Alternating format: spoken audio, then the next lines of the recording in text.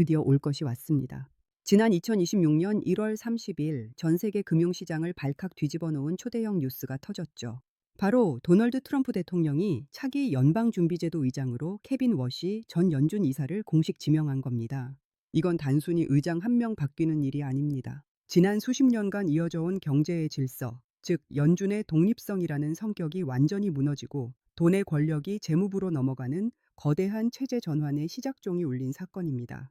오늘 별별 경제학에서는 이 긴박한 지명 소식의 이면에 숨겨진 소름 돋는 설계도와 케빈 워시라는 인물이 왜 트럼프가 그토록 찾아 헤맨 완벽한 퍼즐 조각이었는지, 그리고 이 변화가 여러분의 지갑에 어떤 직격탄을 날릴지 아주 깊숙하게 파헤쳐 보겠습니다.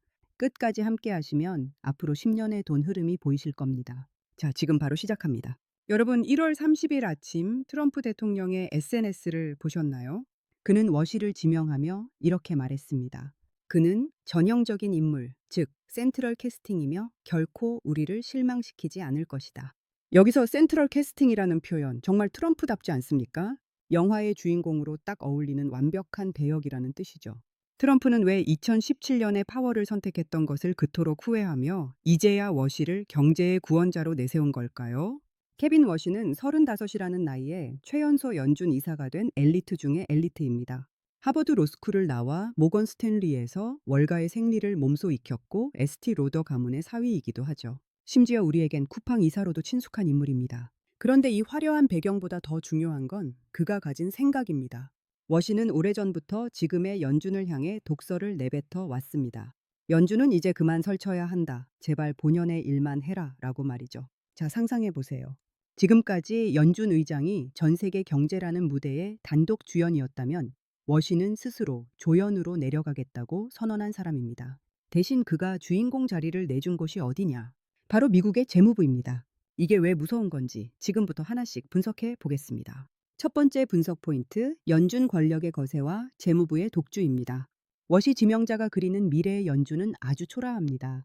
그는 연준이 통화 정책, 즉 금리 결정에만 집중해야 한다고 주장합니다. 그럼 지금까지 연준이 휘둘렀던 막강한 칼자루, 은행 규제 및 감독 권한은요? 워시는 이걸 몽땅 재무부로 넘겨야 한다는 입장입니다.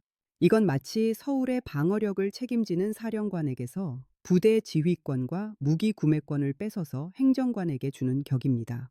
서울로 치면 적군이 오는지 감시만 군대에 맡기고 정작 성벽을 어디에 쌓을지, 어떤 총을 살지는 시장님이 결정하겠다는 거죠. 이렇게 되면 어떤 일이 벌어질까요? 재무부는 정부기관입니다. 정치적 목적에 따라 움직이죠. 즉, 은행들이 어디에 대출해 줄지, 어떤 기업을 살릴지를 정부가 직접 통제하게 된다는 뜻입니다. 연준의 독립성, 이제는 박물관에서나 찾아볼 단어가 될지도 모릅니다. 두 번째, 이게 핵심입니다. 바로 민간 QE 양적 완화로의 대전환입니다. 지금까지 연준은 돈이 필요하면 직접 국채를 사들여서 시장에 돈을 뿌렸습니다. 하지만 이제 국가 부채가 산더미처럼 쌓여서 이 짓도 더는 못하게 됐죠. 그래서 워시가 내놓은 묘책이 바로 민간의 팔 비틀기입니다. 방법은 아주 교묘합니다. 재무부가 쥐게 될 은행 규제권을 활용하는 거죠. 은행들에게 이렇게 말하는 겁니다. 자, 너희들 안전을 위해 금괴 쌓아둬야 했던 현금 비율 좀 낮춰줄게.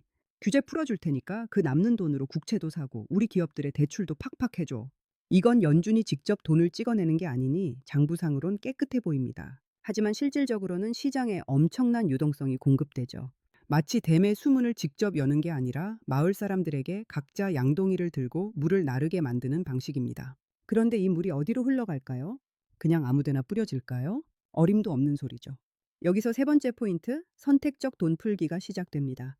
재무부가 돈의 물길을 통제하게 되면 그 돈은 오직 미국이 원하는 곳으로만 흘러갑니다.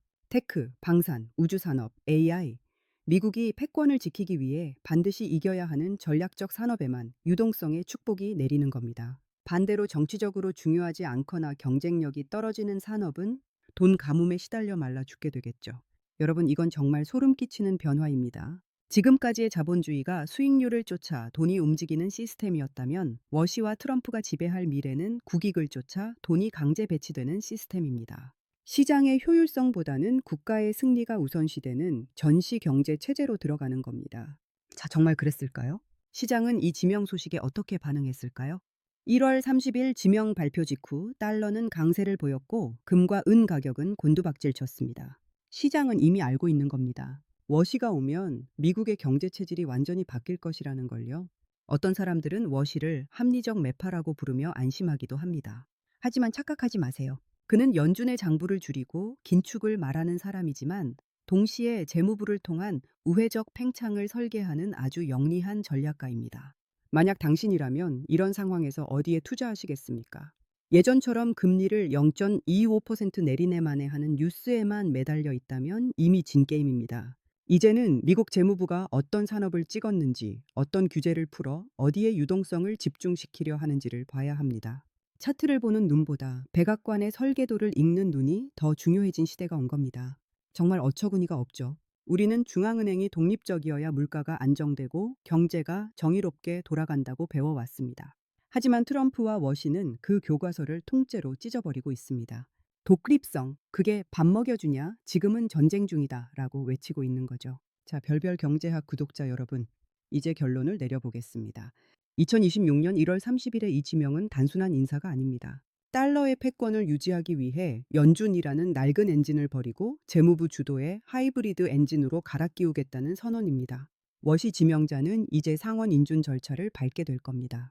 민주당의 거센 반발이 있겠지만 트럼프의 의지는 확고합니다. 그가 인준을 통과해 5월에 정식 취임하는 순간 우리가 알던 금융시장의 룰은 완전히 사라질 겁니다. 여러분은 준비되셨나요? 서울의 아파트 단지가 단순한 주거 공간이 아니라 요새화된 방어선인 것처럼 앞으로의 글로벌 자본시장도 미국의 국익을 위한 요새가 될 겁니다. 누군가에겐 이 거대한 변화가 재앙이겠지만 별별 경제학을 통해 이 설계도를 미리 본 여러분에겐 일생일대의 기회가 될 수도 있습니다. 오늘 이야기가 유익했다면 구독과 좋아요 잊지 마시고요. 케빈 워시라는 이 센트럴 캐스팅의 주인공이 과연 전 세계 경제를 구원할 영웅이 될지 아니면 연준의 독립성을 파괴한 파괴자가 될지 여러분의 생각을 댓글로 남겨주세요. 저는 여러분의 날카로운 의견을 하나하나 읽어보며 다음 더 깊이 있는 분석으로 돌아오겠습니다. 지금까지 별별 경제학이었습니다. 감사합니다.